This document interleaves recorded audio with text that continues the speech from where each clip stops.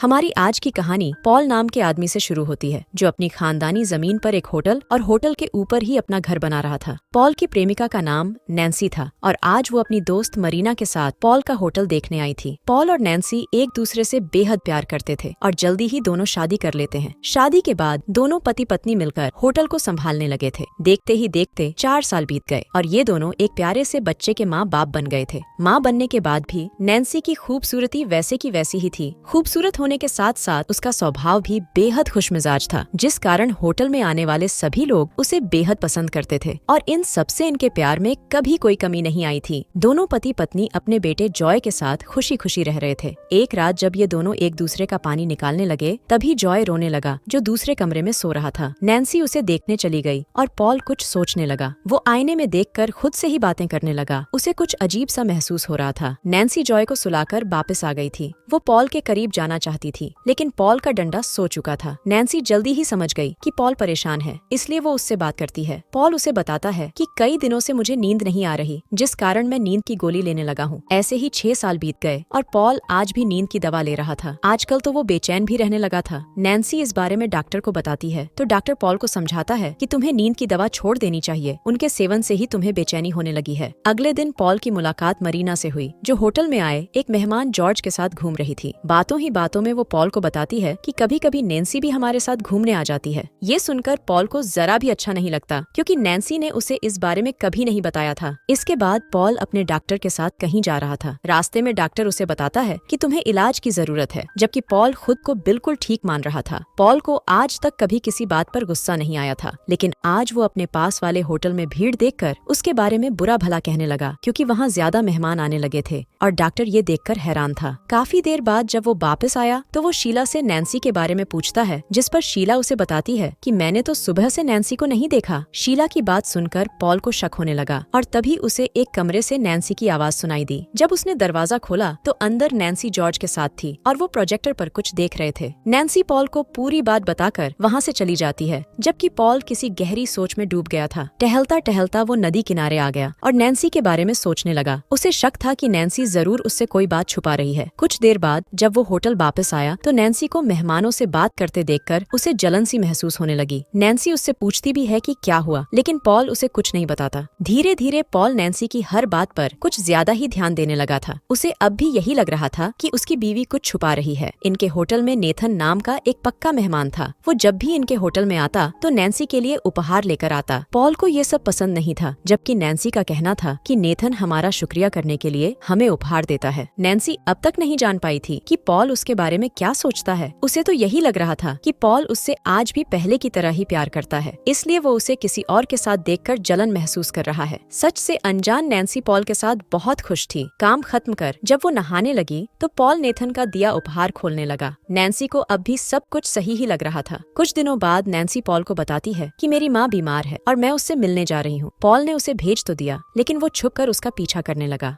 Nancy सबसे पहले अपनी दोस्त मरीना से मिलती है। उससे मिलने के बाद वो बाजार में घूमती है और घूमते घूमते वो जॉर्ज के गैराज तक पहुंच गई। ये देखकर पॉल का शक यकीन में बदल गया कि नैन्सी का जॉर्ज के साथ चक्कर है और वो यहाँ उसके गन्ने का रस पीने आई है। लेकिन नैन्सी अकेली ही आगे बढ़ रही थी। पॉल ने अभी राहत की सांस ली ही थी कि तभी उसकी नजर जॉर्ज पर पड़ती है। पॉल जल्दी जल्दी उसके पीछे भागता है, लेकिन उसे वो दोनों कहीं नजर नहीं आते। अब वो नैन्सी से मिलने उसकी माँ के घर आता है और तभी उसे नैन्सी की आवाज सुनाई दी, जो घर के बाहर ही बैठी थी। नैन्सी जान चुकी थी कि पॉल उसका पीछा कर रहा है, मगर वो इस बात की तरफ ज्यादा ध्यान नहीं देती। जब वो दोनों घर वापस आ रहे थे तो पॉल यही सोच रहा था कि नैन्सी जॉर्ज से ही मिलने आई थी और इन दोनों ने जरूर एक दूसरे का पानी निकाला होगा। पूरे रास्ते वो नैन्सी से पूछताछ करता रहा, जिससे नैन्सी समझ गई कि पॉल उस पर शक करने लगा है। एक दिन जब पॉल को नैन्सी कहीं नहीं दिखती तो वो उसी जगह आता है। यहाँ नैन्सी मरीना के साथ आया करती थी, मगर यहाँ आकर उसे पता चला कि नैन्सी तो समुद्र में मजे करने गई है। अब पॉल जल्दी ही समुद्र किनारे पहुँच जाता है। यहाँ नैन्सी जॉर्ज के साथ मस्ती कर रही थी। नैन्सी को जॉर्ज के साथ देखकर पॉल पागलों की तरह उनके पीछे दौड़ने लगा।